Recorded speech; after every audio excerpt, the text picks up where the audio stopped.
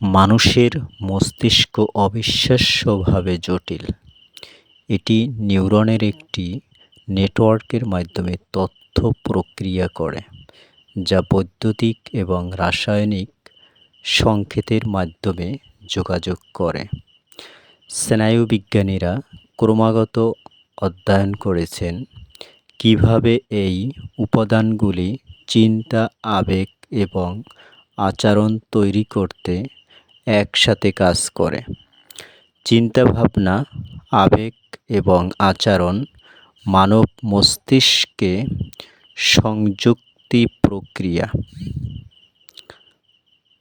প্রিন্টাল cortex সহ মস্তিষ্কের বিভিন্ন অঞ্চল থেকে চিন্তার উদ্ভব হয়, যা সিদ্ধান্ত গ্রহণ এবং সমস্যা সমাধানের সাথে যুক্ত।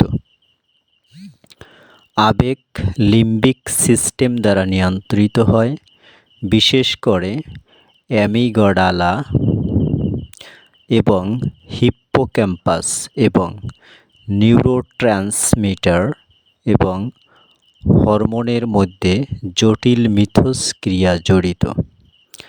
আচরণ চিন্তা এবং আবেগ উভয় দ্বারা প্রভাবিত হয়, এবং মোটর নিউরন এবং অন্যান্য মস্তিষ্কের অঞ্চল যেমন বেসাল গ্যাংলিয়া এবং সেরিবেলামের সমন্বয়ের মাধ্যমে কার্যকর করা হয়।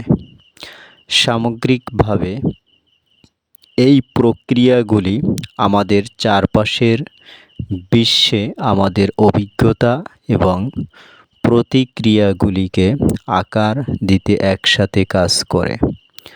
মানুষের মস্তিষ্কের ওজন প্রায় 3 পাউন্ড, 1.4 কিলোগ্রাম, এবং এটি একজন মানুষের শরীরের ওজনের প্রায় 2% তৈরি করে।